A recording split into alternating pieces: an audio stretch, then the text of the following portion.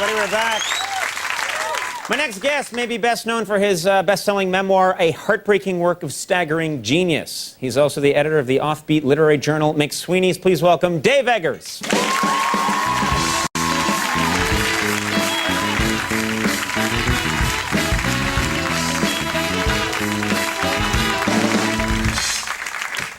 You know, I've, of course, known about you for a long time and heard things about you, and if there's one thing that I always admire about you and your work is that you approach things differently than a lot of people.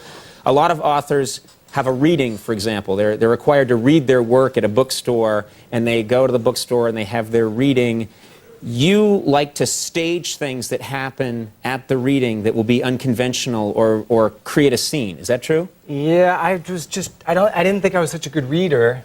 I stuttered a lot, and I used to drink a little bit before my readings, and I was really nervous. And so I would be back in the bookstore stockroom, you know, having beers, but then I was so nervous that I would just try to think of anything I could do to distract people from me. Right. So we had exotic dancers once. That was my first reading in New York. I just hired 3 exotic dancers to dance on tables behind me, which worked. People didn't hear a word I said. It was good. And now you also have asked people, you've put plants in the audience to heckle you, interrupt you and heckle you. Yeah, the same kind of thing. I would just have friends that would get up and ask questions in the middle of the reading or whatever, 3 and 4 or 5 part questions, you know, always, you know, starting with part 3 or whatever. Right.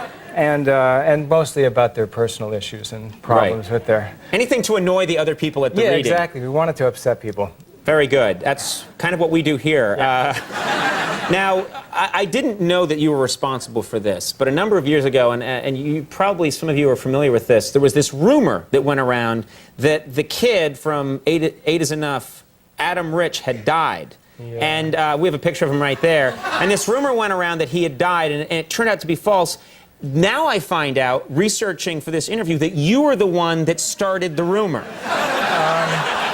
Well, he was complicit. It was, we went in, we did it together. We had... You did it with, so you contacted Adam Rich and said, I want to pretend that you died. Yeah, he wasn't our first choice. What a body blow to Adam Rich. Yeah. We want to pretend you died. You're not our first choice. Well, he had already, this is a magazine that we used to do called Might, and he had already written a column about how to move. And it was all about moving your stuff. Right, so you knew him a little bit. I don't know why. So then when we wanted to have somebody die, and sort of parody the eulogies that would come out of these celebrity sicknesses or death, we started with Crispin Glover, and he was going to do it, and he liked to do it, but then he couldn't fit the dying into his schedule. Right. So then we moved on to Adam Rich, and he said yes. So we went in on it together, but it sort of went horribly awry. What went wrong? Well, he didn't. It was a little magazine in San Francisco, and he just thought it would be a lark and something funny to do, but he didn't think anybody would ever see it. So he didn't warn his family. And oh my God! Or his friends. Oh my God! Yeah, it got around in a matter of hours, and Yes. then you know, people were calling him ex-girlfriends and Dick Van Patten calling and stuff, and very upset. Dick Van Patten called? He did. He was upset. Yeah. But he didn't think anybody would see it. We hadn't thought that far ahead ourselves. Right. Well, it's a whole new genre. Who knew? Yeah.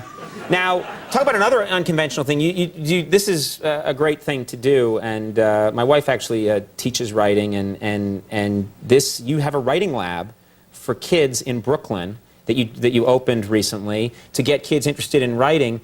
And I was told that in order to make the kids happier, or as an incentive to come to the writing lab, you have a really fun storefront there that you've set up that they pass through before they go to the writing workshop. Is that true? We started one in San Francisco, and there we sell pirate supplies.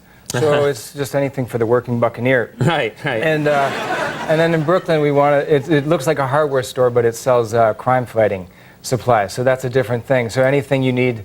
Superhero supplies. So you get your capes and your grappling hooks, and you fill your utility belts and that kind of thing. It has a full capery. A capery. Now, what happens in the capery? Well, you get your cape tailored. You have your cape tested and tailored, and if you How do you test a cape? Well, we have like a 3-step steel-grated step, and you get up on the steps, and you strike your pose. You put on the cape and everything, and we make sure it's adjusted just so. And then industrial fans turn on from above and below, and then, you know, and you get to do this and see if it's a good cape for you. You've got to see it in action. There's nothing more embarrassing than getting out there and having it bunch up or I something. would love to see this.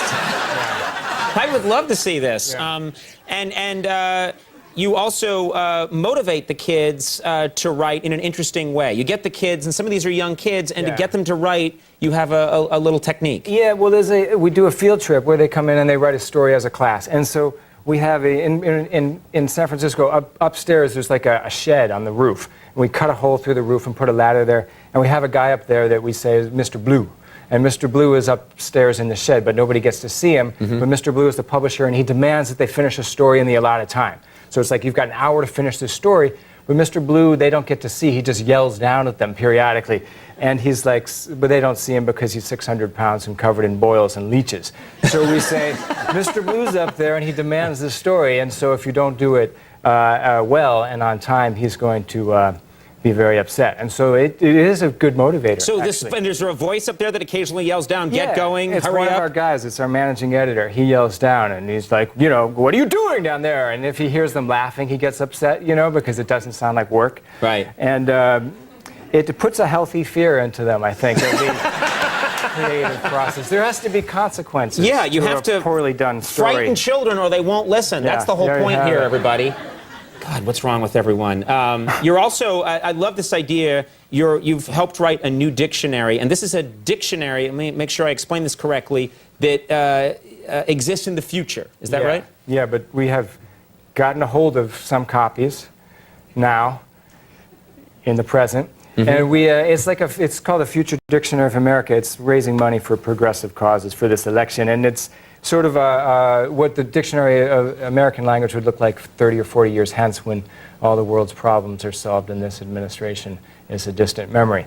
So it's Jonathan Safran Foer, and there's about 180 writers that contributed, Kurt Vonnegut, Art Spiegelman, and a bunch of other people. And so it's just full of, it's 1,200 entries for that have a political bent, I think. Well, people can check that out. McSweeney's Humor Collection, Created in Darkness by Troubled Americans, which is chock full of really funny pieces, is available now. The Future Dictionary of America is also in stores right now. Real thrilled to have you on the show. Thanks so much for being here. Dave Eggers, we'll take a break. We'll be right back. Stick around.